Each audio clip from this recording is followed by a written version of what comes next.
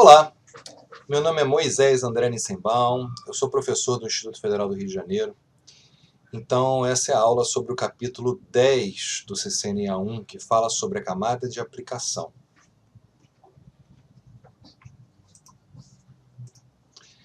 Bom, do que vai falar esse capítulo, né? São duas sessões. Primeiro, alguns protocolos que são utilizados na camada de aplicação. Tá? E segunda sessão, protocolos e serviços, exemplos, né, de protocolos e serviços bem conhecidos que usam a camada de aplicação. Então, primeiro uma questão mais geral aqui, explicar como as funções da camada de aplicação, seção e apresentação, que são as três camadas do modelo Visuose, que correspondem à camada TCP IP da aplicação, né? Como elas trabalham em conjunto para fornecer serviços de rede, as aplicações do usuário, as aplicações finais do usuário. Em seguida, descrever como os protocolos da camada de aplicação interagem com o usuário final, mas com a camada de transporte, que é a camada que está embaixo dele, né? E vai ver aqui, olha, servidor web, servidor de e-mail, né? Alguns protocolos como DHCP, DNS e etc. vão ser colocados, FTP, TFTP, vão ser colocados aqui na camada de aplicação. Vamos lá, né? Primeiro, a camada de aplicação é aquela camada que fica lá em cima, né? Aquela camada que fica próxima do usuário. Então, se vocês pegarem o modelo Visuose, né? Aqui no nosso capítulo 3, né? Que a gente viu aqui, ó.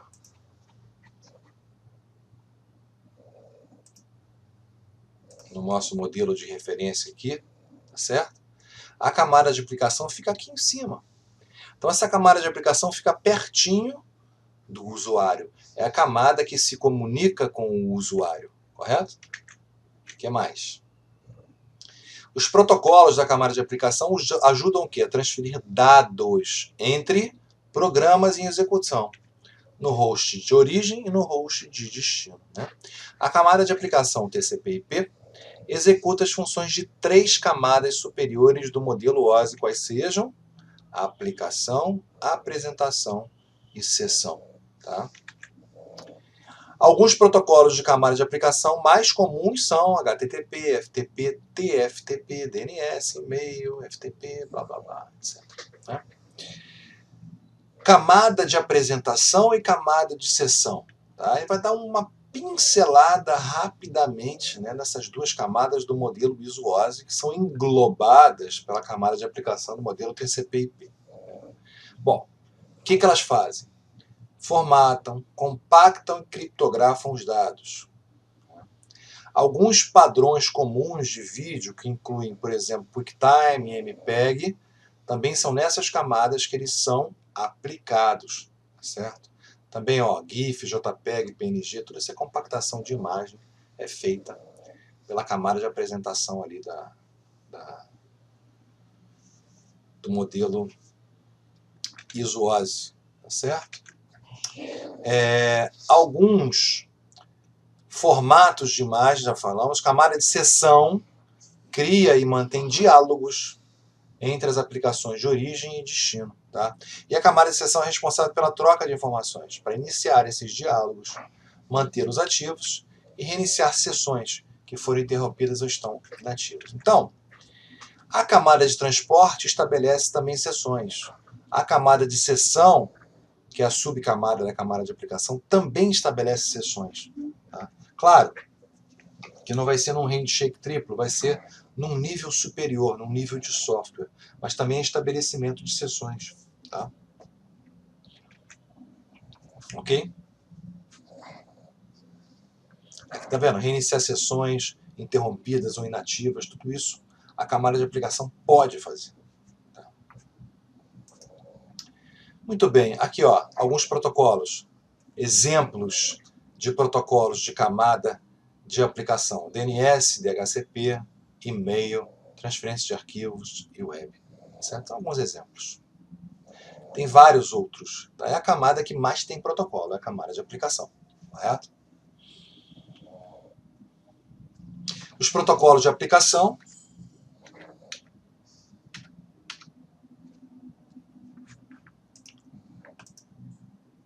Então, os protocolos de aplicação, TCP e IP, especificam as informações de formato e controle necessárias para várias funções comuns da internet.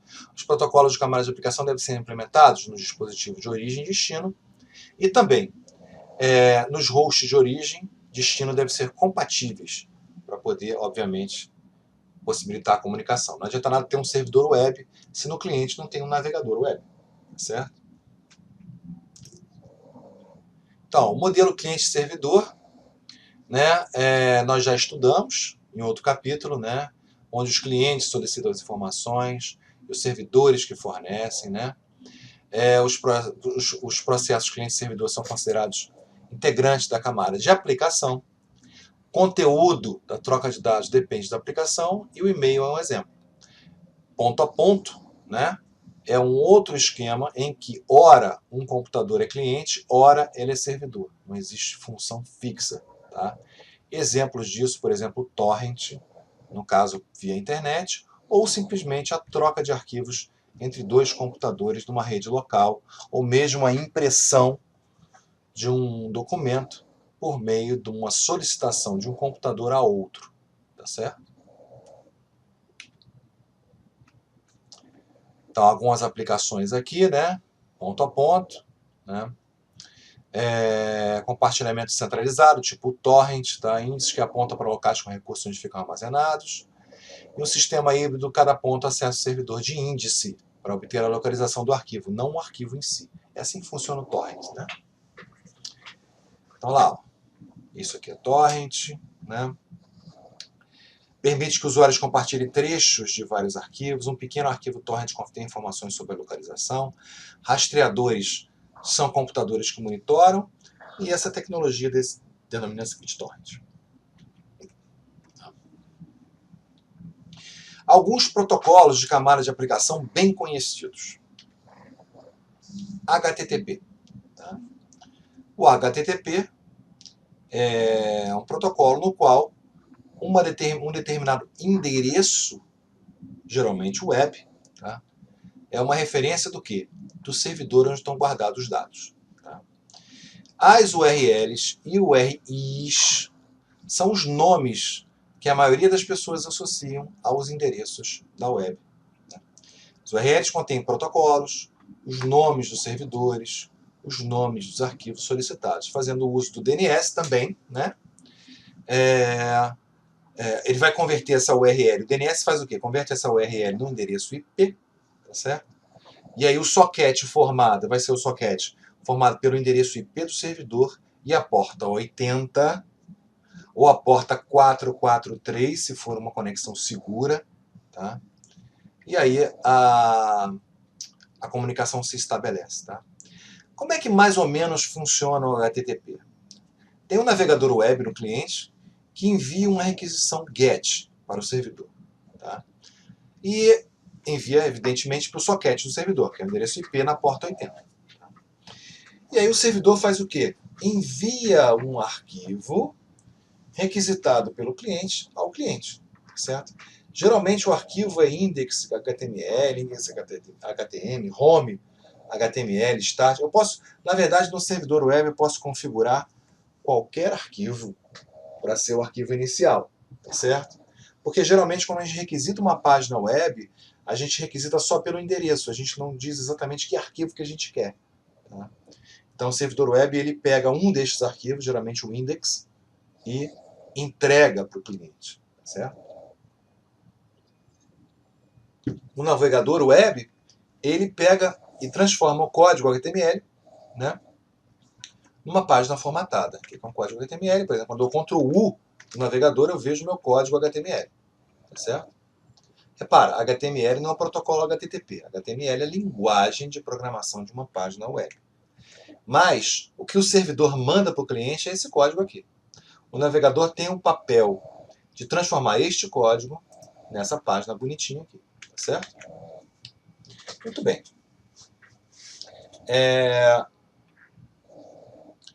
O HTTP não é seguro.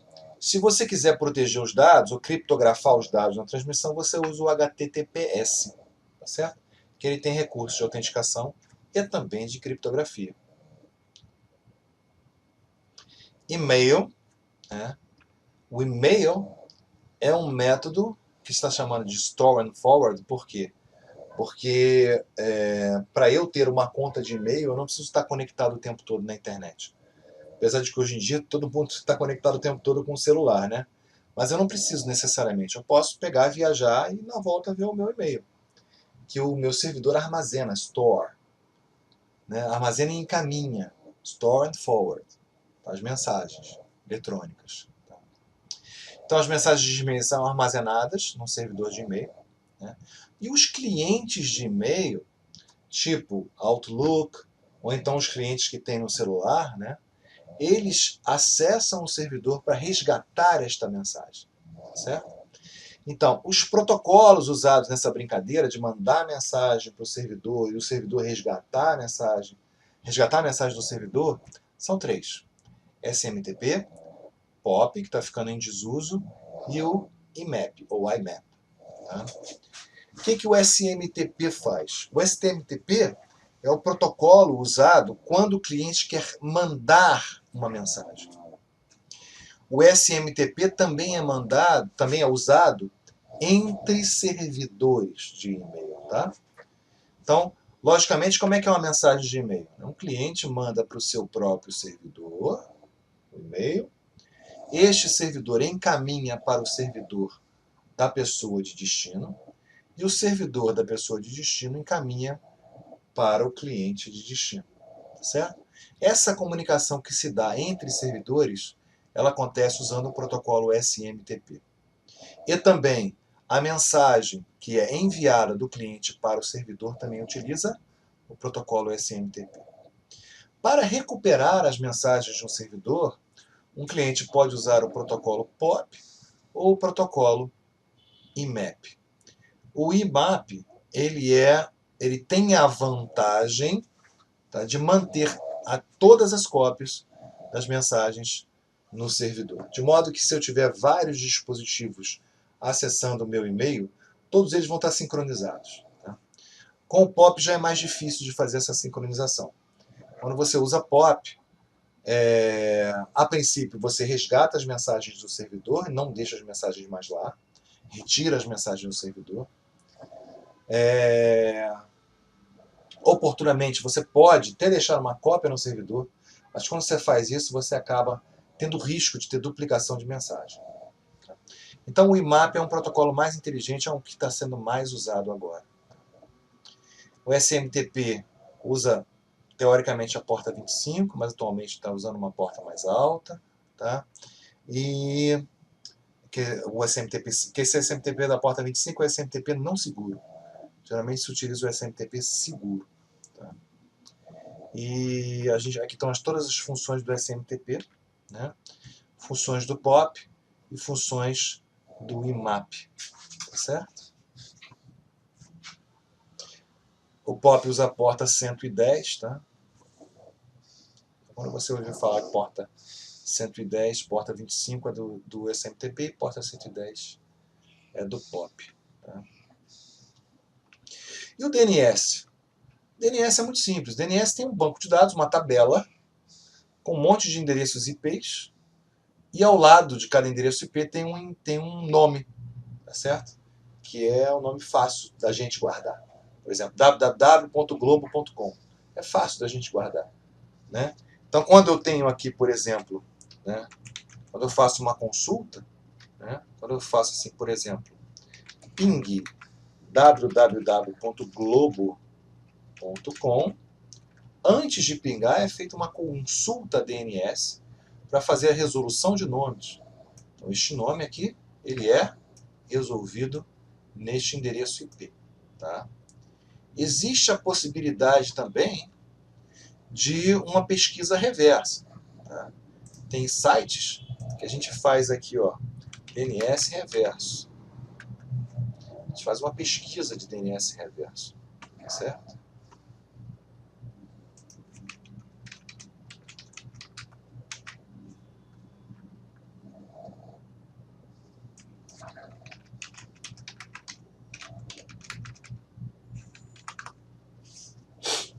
aqui. Tem vários sites que fazem isso, né?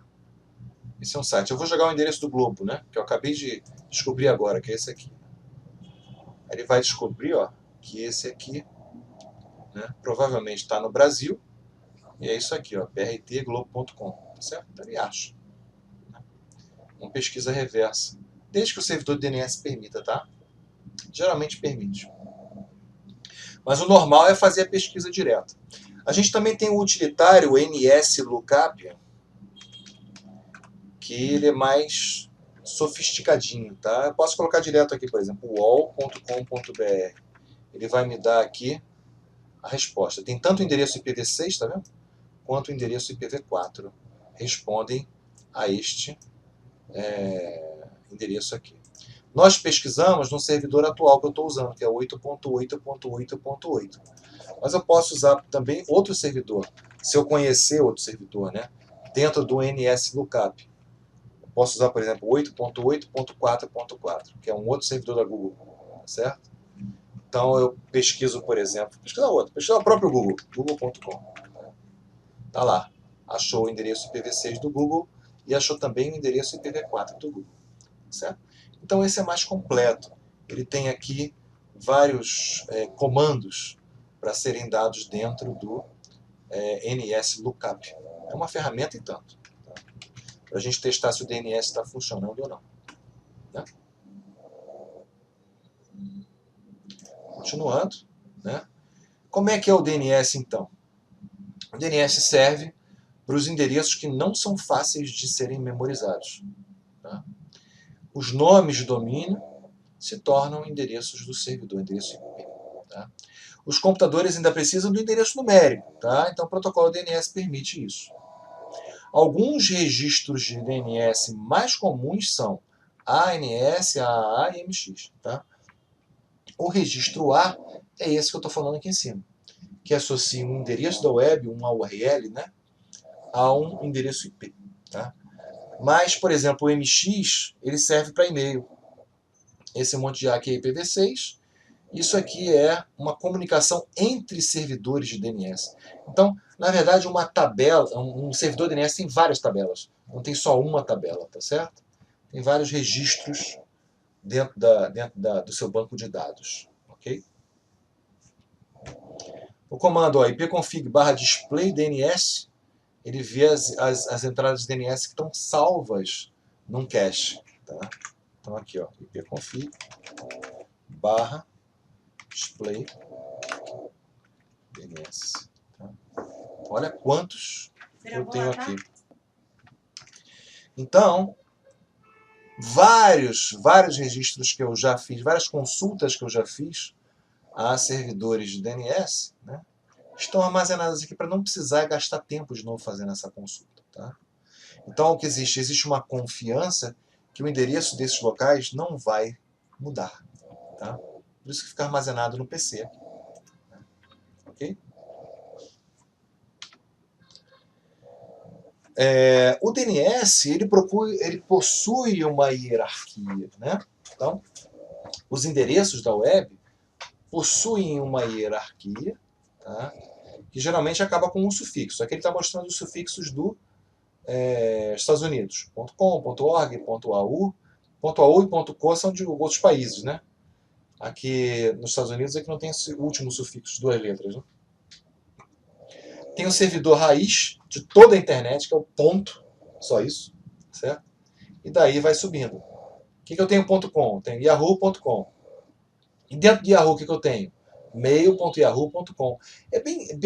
Pelo formato da URL, você já vê essa hierarquia toda, né? Então, por exemplo, .com. Vamos pegar o .com.br, né? .br. Termina com .br, então está no Brasil, ou é brasileiro. .com.br é comercial e está no Brasil. É globo.com.br é do grupo Globo, tá certo? mail.globo.com.br é o webmail da Globo. Então, são zonas de DNS que a gente chama, né? Que a gente vai organizando a nossa hierarquia, tá certo? Comando NSLookup, que a gente já fez, né? para fazer consultas DNS. Tá?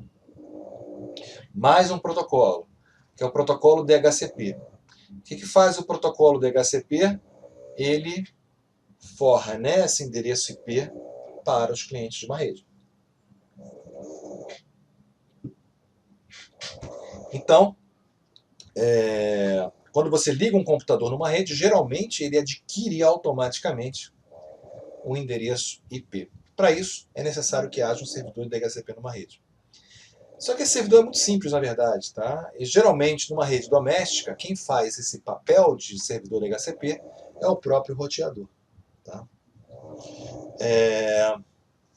Vocês vão ver no CCNA2 como configurar um roteador da Cisco para ser um servidor de DHCP. Tá? Que é bem simples. Os computadores, então, precisam de informações, tanto de endereçamento IP como outras também, para poder se comunicar na rede. Tá? Essas informações incluem o quê? Endereço de host, gateway, máscara, servidor de DNS, etc. Então, o DHCP permite a distribuição automática e escalável das informações. Os endereços distribuídos para o DHCP são alocados por um determinado período de tempo. Tá? Então, se um computador entra numa rede, ele adquire um endereço IP, o servidor vai reservar esse endereço para ele durante um certo tempinho. Se ele não usar esse endereço depois desse tempo, o servidor se sente livre para usar esse endereço IP em outra máquina que porventura venha se conectar na rede. Tanto que a gente chama esse período de aluguel. Então a gente diz que o servidor DHCP ele aluga os endereços IP para o cliente, tá certo? Os endereços são devolvidos ou por serem reutilizados quando acabar o tempo. Né? O DHCP é compatível tanto com o IPv4 quanto com o IPv6, tá certo? Como é que é o processo DHCP? Quando o computador entra numa rede, ele manda uma mensagem broadcast perguntando DHCP Discover. Existe algum servidor de DHCP nessa rede? Aí o servidor DHCP ele responde DHCP Offer, ou seja, eu sou um servidor de DHCP. Tá? Daí, esse cliente faz um DHCP Request, certo? Pede por informações para esse servidor. E com o DHCP ACK vem as informações. Olha, você fica com esse endereço IP aqui durante tanto tempo. Tá? Aproveito para te dizer quem é o gateway da rede e quem é o servidor DNS da rede. Certo? Então é assim que funciona essa comunicaçãozinha inicial do DHCP. É bem simples realmente de entender. Outro protocolo também de camada de aplicação é o FTP. Esse protocolo é um protocolo interessante, tá? Que ele usa duas portas, TCP, a 20 e 21. Uma é só para controle, ou seja, para estabelecer uma sessão, né? Para poder fazer controle de fluxo, para ver se a conexão está confiável, se os dados foram recebidos, se não foram. Tudo é feito por essa conexão apenas de controle, onde rola apenas aqui comunicação de controle. E na outra porta, pela outra porta, aí sim vem os dados. Claro que obedecendo esse controle aqui. Tá certo? É bem interessante isso aqui. Então, o que é o FTP? Transferência de arquivos. File Transfer Protocol. O cliente FTP é uma aplicação executada em um computador cliente, que recebe os dados, faz o download de um servidor ou faz um upload para o servidor. O FTP precisa de duas conexões, tá? E o cliente inicia e estabelece a primeira conexão com o TCP/21. Depois, os dados são transmitidos na seção de TCP com porta 20 no servidor. O cliente pode transferir dados ou enviar upload e download de arquivos. Simples, né? O SMB é outro servidor que é usado para transferência de arquivos, mas agora numa rede Microsoft. Tá? Então, quando você tem um servidor Microsoft, ou mesmo dois computadores ponto a ponto rodando Windows, certamente o protocolo SMB vai ser usado. O Linux também tem um servidor chamado servidor Samba, que fala protocolo SMB. Tá? Então, é um protocolo de compartilhamento de arquivos, todas as mensagens têm um formato comum. O SMB de impressão e compartilhamento de arquivos se tornaram um sustentáculo das redes Windows. os produtos Microsoft agora são compatíveis com o protocolo TCP/IP para o SMB roda em cima do TCP/IP, né? Após a conexão ser estabelecida, o usuário cliente pode acessar os recursos do servidor. Os sistemas Mac, Linux e Unix têm a implementação própria do SMB, ou seja, você pode ter cliente Linux numa rede Microsoft tranquilamente que vai funcionar. Com isso a gente termina esse capítulo, que é o capítulo 10, né? E o próximo capítulo, o capítulo 11, vai ser o último. Obrigado.